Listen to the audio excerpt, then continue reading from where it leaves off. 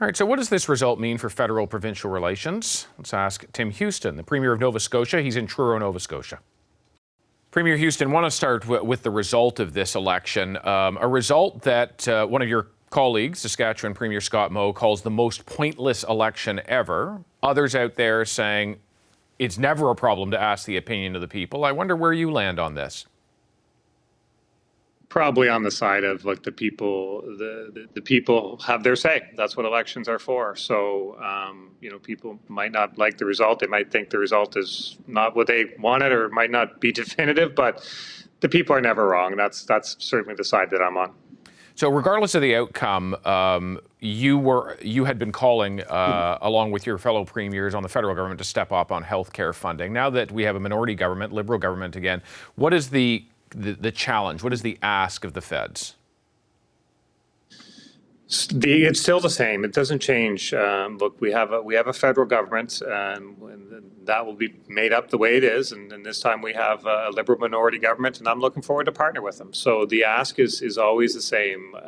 Nova Scotia is looking for a partner in Ottawa who can help us deliver healthcare to Nova Scotians. That's the number one priority. There's lots of priorities, and across all those priorities, we just want to make sure that there's a willing partner in Ottawa who understands and respects the needs of the provinces. So I think it's on me as a premier to build the case. We'll be going to Ottawa and speaking with the federal government and building the case for why we think that it's important that the federal government support us in our initiatives here around healthcare, around primary healthcare, mental health care, addiction support, childcare, all these things. I think the relationship stays the same, and that's just the way our system works, and it works best that way when the provinces feel that it's incumbent on them to make their case to the federal government. That's certainly what I intend to do.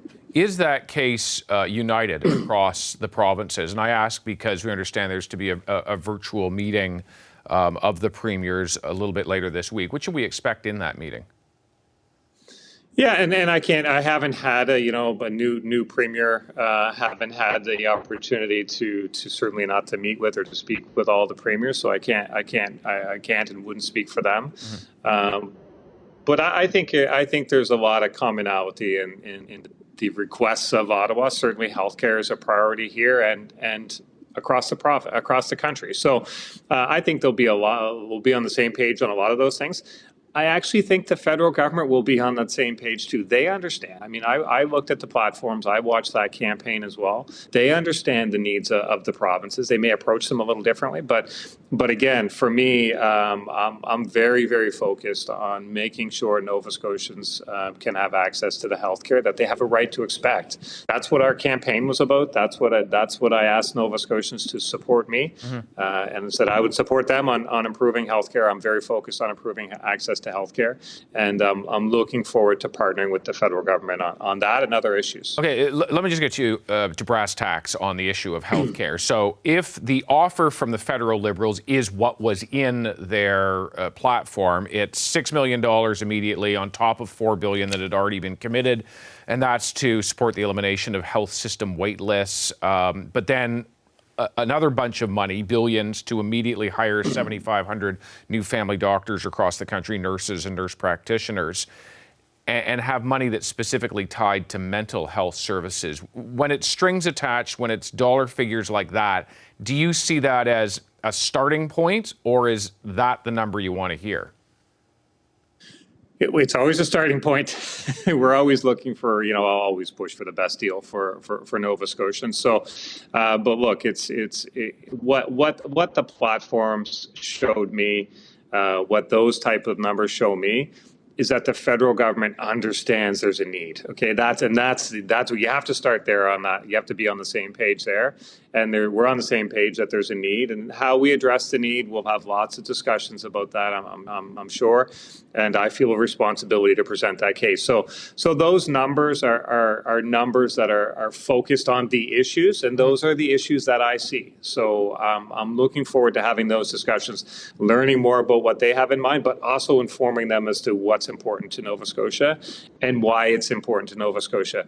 And the things that are important to Nova Scotians are important to Canadians. So I do think, to go back to your earlier question, I think there'll be a united voice on that, because these are just Canadian, the needs of Canadians.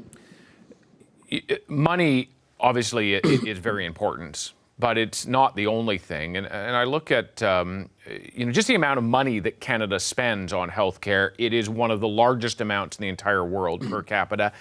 Do you think perhaps there is something within the model that ought to be, if not tweaked, then completely overhauled to understand why we spend so much, but don't necessarily have the outcomes that we seek?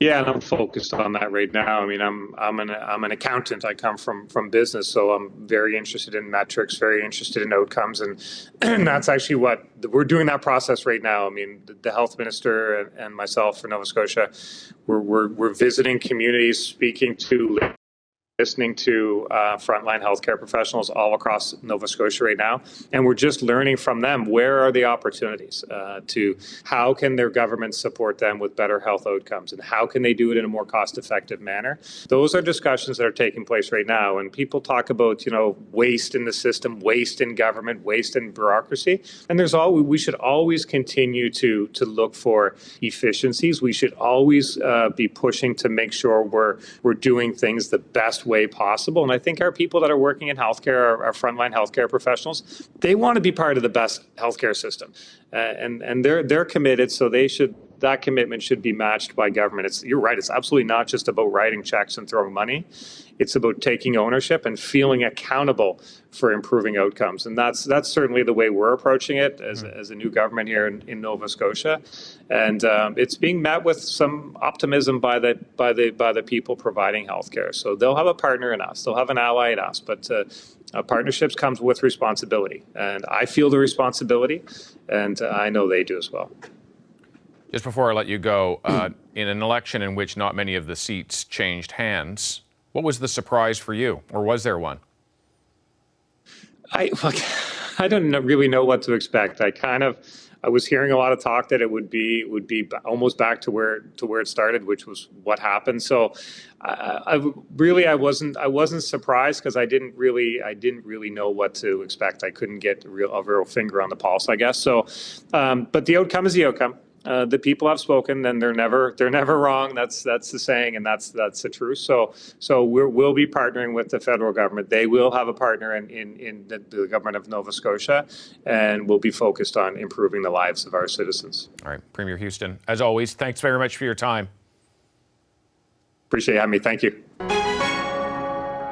Hi, I'm Vashi Capellos, host of Power in Politics. See more of our show by subscribing to the CBC News channel or click the link for another video.